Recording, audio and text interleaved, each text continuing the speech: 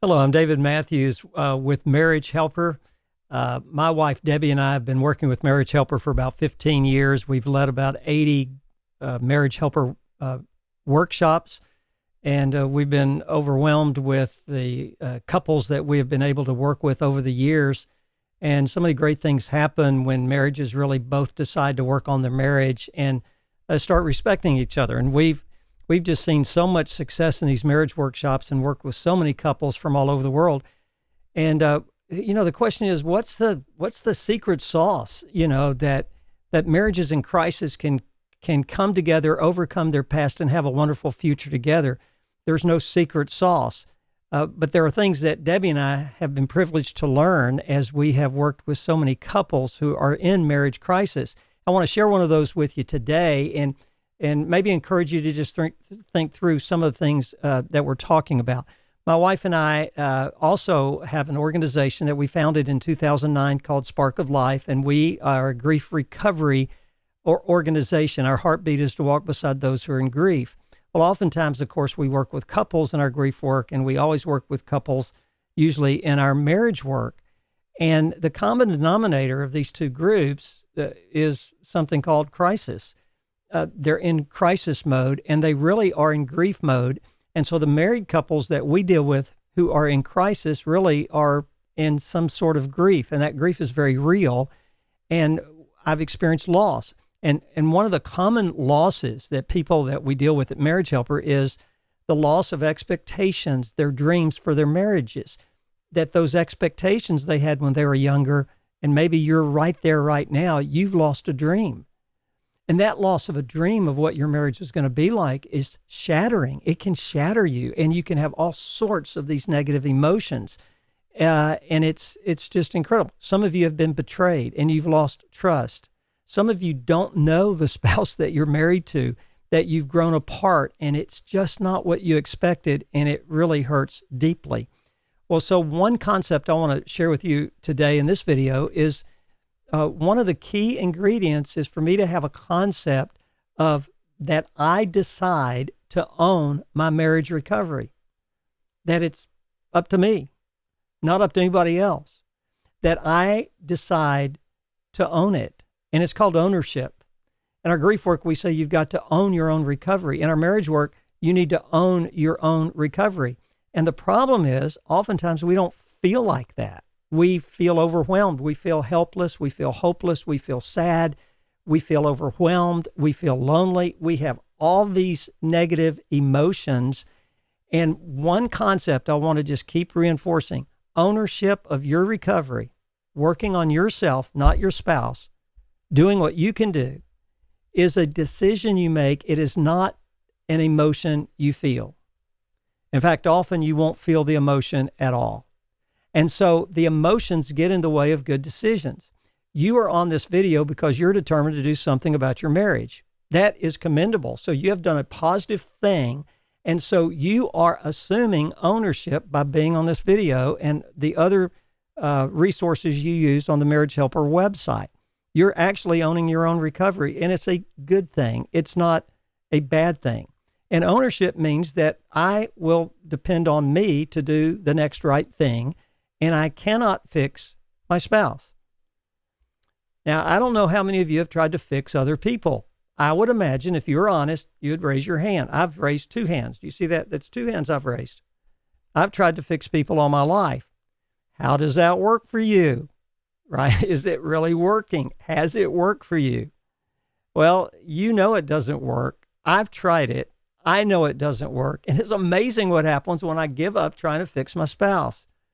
I look at me in a more honest light. It might not be all my spouse's fault. Oh, it might be 99%, but it's not all. And it really doesn't do well to give percentages onto who's at more fault in our marriage problems.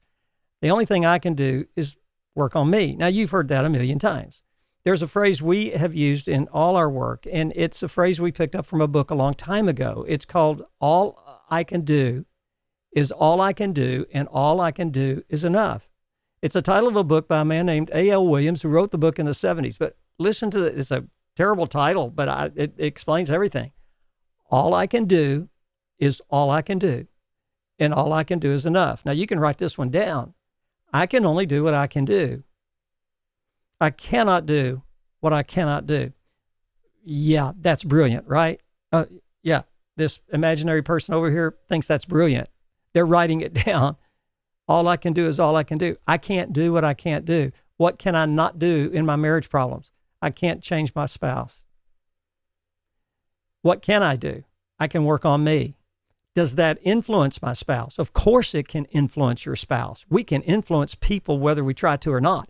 So how I handle it can influence other people, but it still doesn't guarantee anything. What is guaranteed is I can work on this guy and I can become a better person.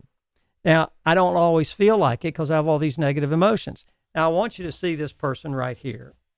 This is an exquisite drawing. It's going to sell for tens of cents somewhere in the world someday, but I want you to look at the face of that person. That person is obviously in jail. The person is sad. And the real unique thing about this, is why doesn't this person get out of jail? Why is he still in jail or she still in jail? Well, I'll almost guarantee you their emotions, of course, are sad. They're overwhelmed. They're lonely. They feel helpless and hopeless. They might have tried to change their spouse. It hasn't worked. They might have begged, pleaded, and borrowed for their spouse not to leave them. It doesn't work, right? And they say, what can I do? And this person evidently has given up for a while.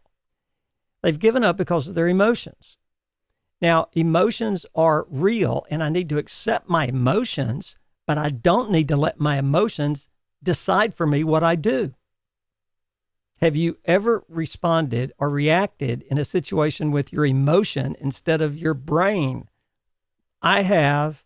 Have you ever said anything out of anger that you wish you could? I have. Ask my wife. Ask anybody who knows me.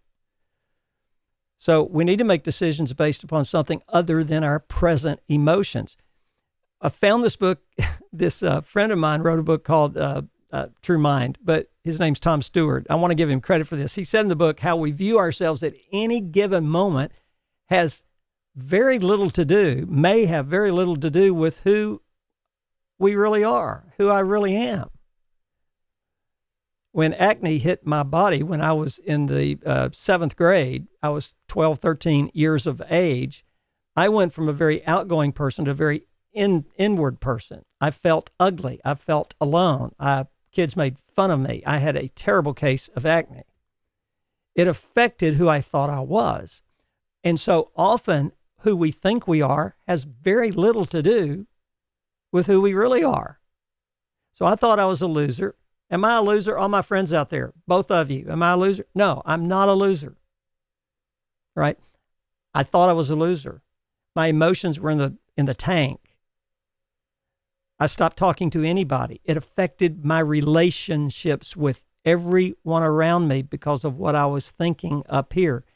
This person is in jail because they don't think they can get out of jail, or they think they don't deserve to get out of jail, or they think they're powerless to do anything about it because somebody else is not responding the way they want them to respond.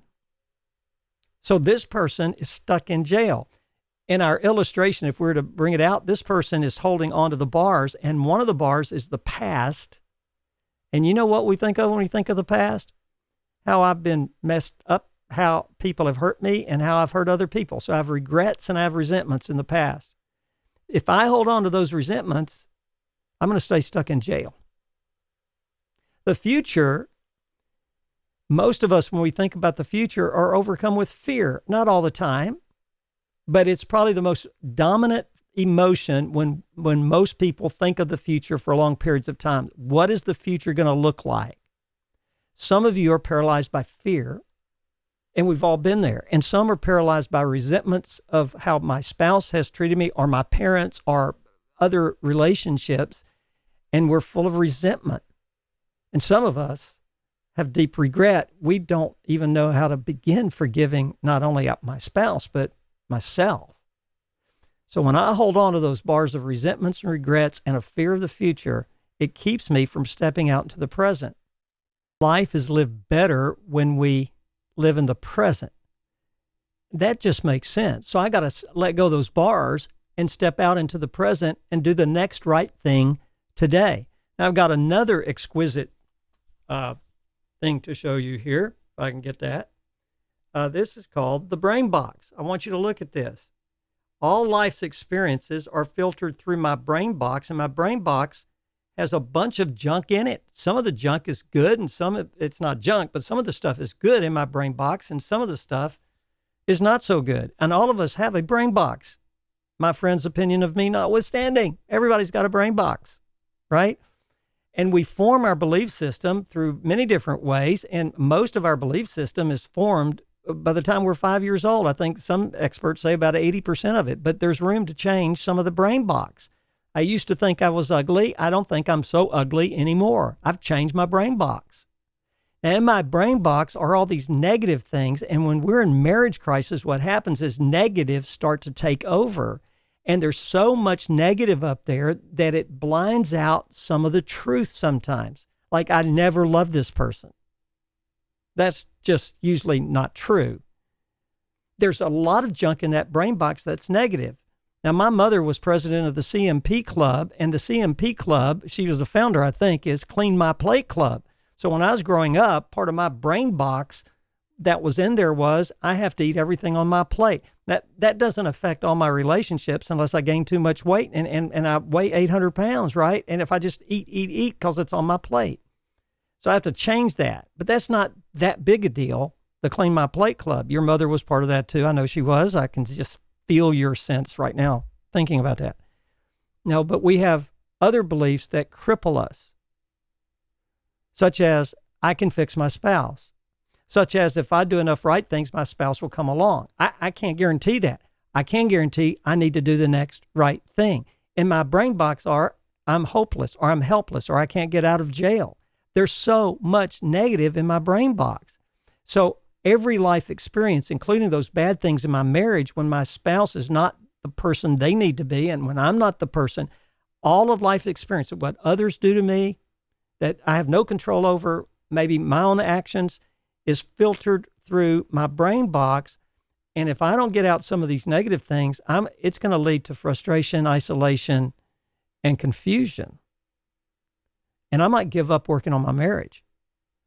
So get rid of the thing. Here's some notes as we close this morning. Now, we're talking about ownership of my own recovery. And how do I do that? I need to get rid of those negative things in my brain box and replace them with true things. Some things are just not true, right? Okay. So here's the thing. I can only work on my brain box. I can't work on my spouse's brain box. I wish I could. I wish I could go in there and change the things I don't like in my spouse's brain box. I can't do that. You know, deep down, objectively, you can't do that. We've all tried. We can't do it. Number two, my spouse has things in her brain box that are unique to her and her life experiences. She grew up different than me. And by the way, those things in her brain box that I think are crazy or I think don't make sense to her. I'm not any smarter than my wife just because things in my brain box are different than hers. I not only can't fix her brain box, I don't need to fix it. I don't need to fix it. I need to understand it. So everybody's got a story that makes sense of the unique things in their own brain box.